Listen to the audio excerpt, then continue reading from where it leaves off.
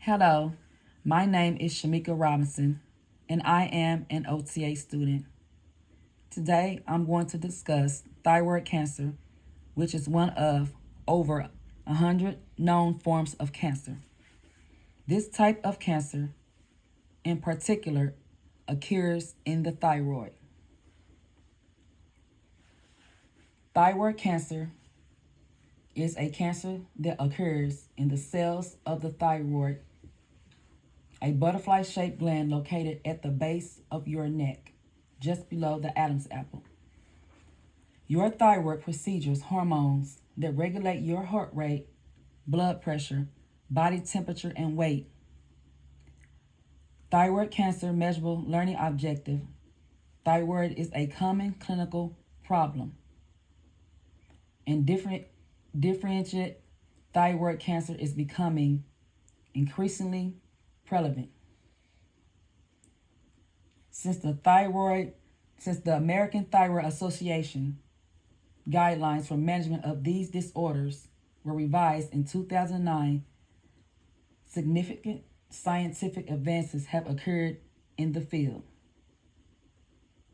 This picture is an illustration of the thyroid gland and its nodules.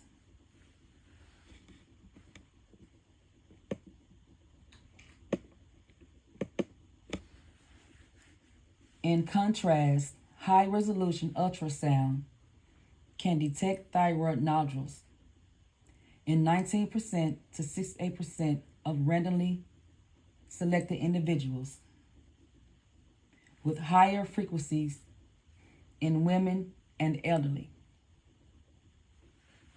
The clinical importance of thyroid nodules rests with the need to exclude thyroid cancer, which occurs in 7% to 15% of cases, depending on age, sex, radiation exposure history, family history, and other factors. Different thyroid cancer, which includes papillary and follicular cancer, comprises the vast majority, greater than 90% of all thyroid cancers.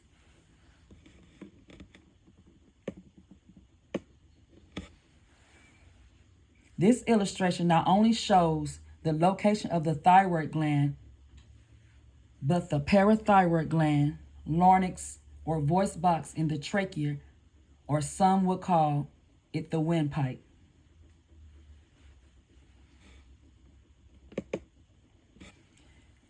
In the United States, approximately 63,000 new cases of thyroid cancer were predicted to be diagnosed in 2014, compared with 37,200 in 2009, when the last ATA guidelines were published.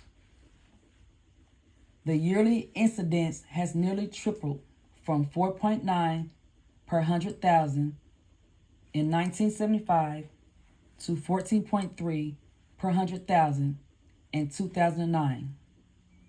The entire change has been attributed to an increase in the incidence of papillary thyroid cancers were diagnosed in 1998 and 1989 were greater than 1 centimeter,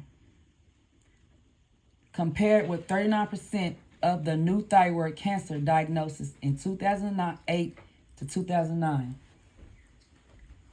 This tumor shifts due to the increasing use of the neck, ultrasonography, or other imaging in early diagnosis and treatment. Trends that are changing the initial treatment and follow-up for many patients with thyroid cancer.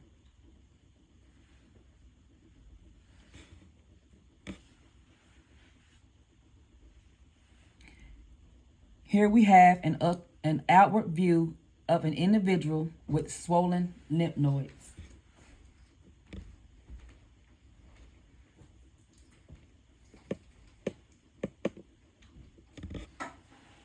A recent base study from Olmsted County reported the doubling of thyroid cancer incidence from 2000 to 2012 compared to previous decades as entirely attributable to clinically occult cancers detected incidentally or imaging pathology. By 2019, one study predicts that a PTC will become the third common cancer in women at the cost of 19 to 21 billion in the United States. Optimization of long care health outcomes and education about potential prognosis for individuals with thyroid neoplasm critically important. In 1996, the American Thyroid published treatment guidelines for patients with thyroid nodules and DTC.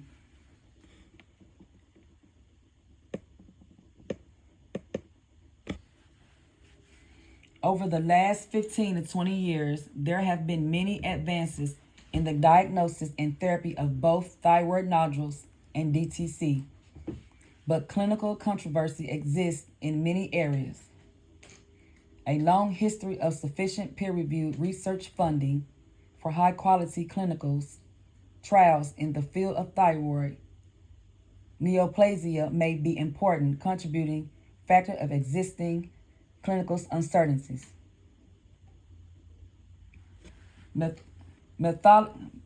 Methodology limitations of conflicting findings of older studies present significant challenges to modern day medical decisions making in many aspects of thyroid neoplasia. Although they are not a specific focus of these guidelines, we recognize that feasibly the cost consideration of various diagnostic and therapeutic options also present important clinical challenges in many clinical practice settings.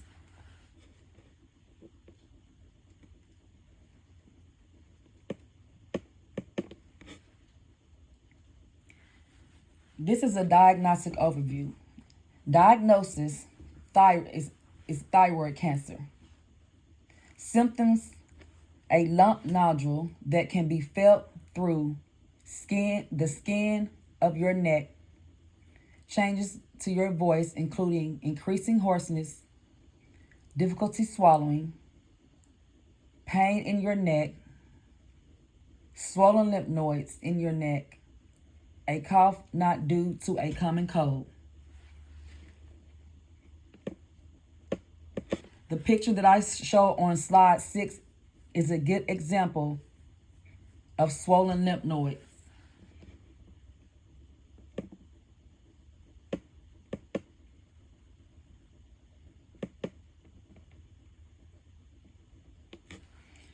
Now I have some multiple choice questions.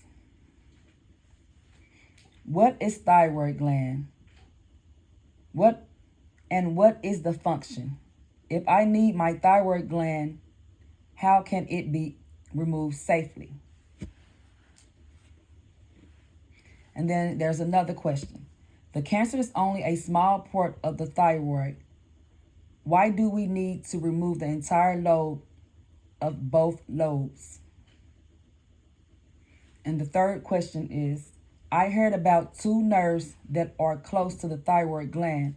What are the nerves and why are they important?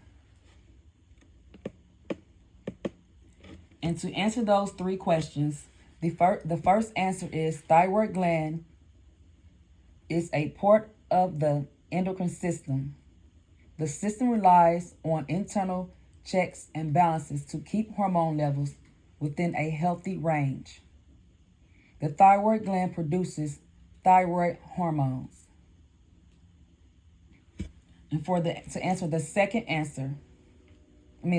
question, even though the cancer itself may only be a small part of the thyroid gland, your doctor may recommend moving half of the gland. And the answer for the third question is the recurrent nerve runs along the backside of the laryngeal nerve runs along the backside of the gland. It controls the vocal cords' ability to open and close, which allows us to breathe and speak. The other nerve runs along the upper edge of the thyroid gland.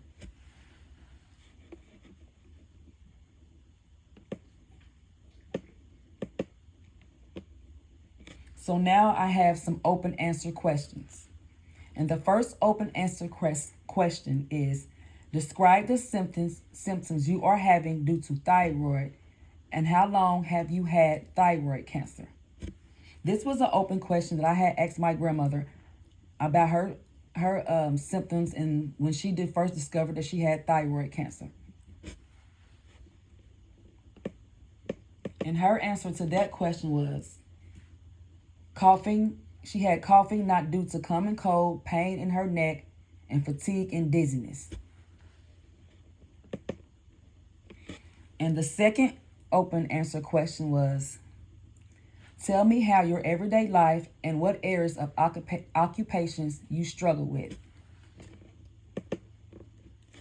And her answer to the second question was, the areas of occupation she struggles with are ADLs and IADLs and rest and sleep.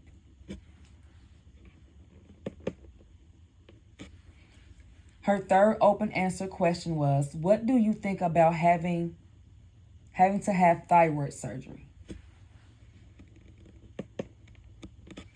And the answer to the third question, she answered, well, I have had my doubts at first, but the more I got educated about thyroid cancer, I think I'm okay with having thyroid surgery. And the fourth open answer question that I asked her was, tell me what goals you want to reach or seek while receiving occupational therapy.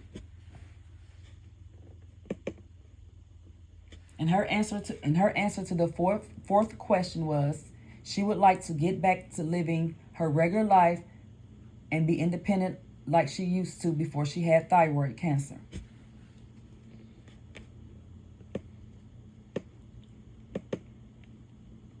So now what I have here is a discussion prompt. Her limitations of occupations. She is not able to lift objects over 10 pounds because it causes pain in the arms, shoulders, and neck.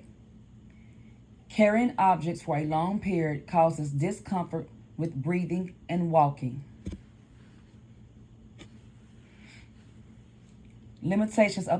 Another limitation of occupation is she can't push or pull objects that are over 5 pounds due to fatigue, dizziness, and muscle weakness, shortness of breath, pain in the neck and body. Also, lack of stability and balance. Legs tend to give out while walking and has had a couple of falls due to lack of stability and balance.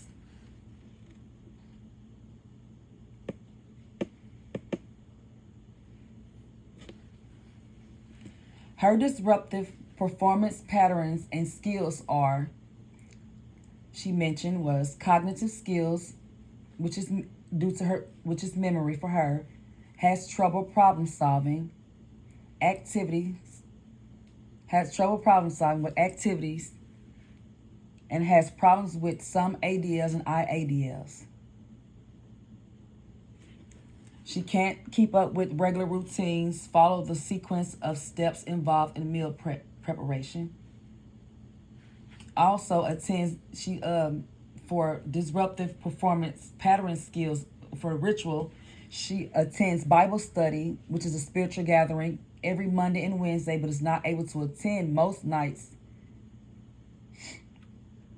Her disruptive performance pattern and skills for her roles were, she's expected by society and her church members as a deacon, and choir director is defined as disruptive. She can't perform tasks due to legs start hurting and shortness of breath.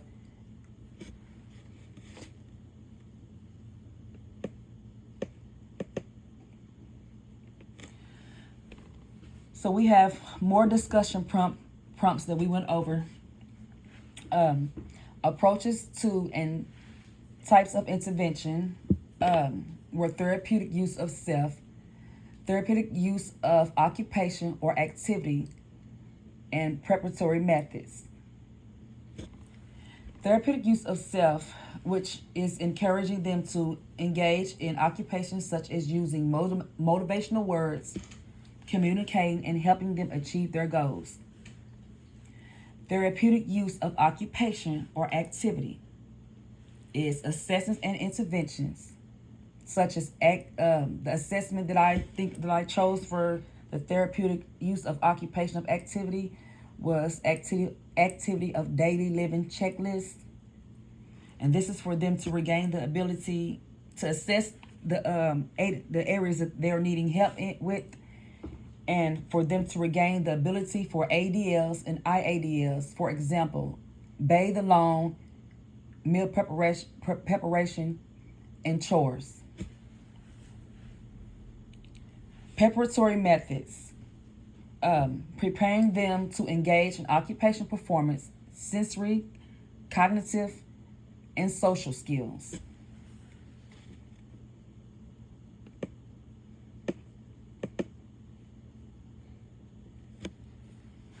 Okay, so how my objective was assessed and measured, and met.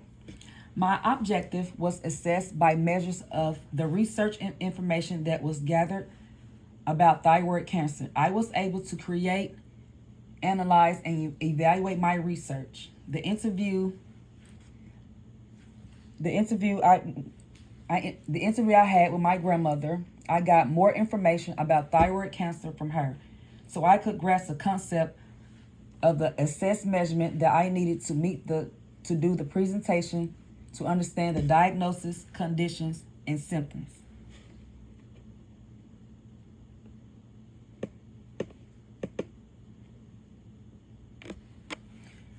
So I have a multiple choice question.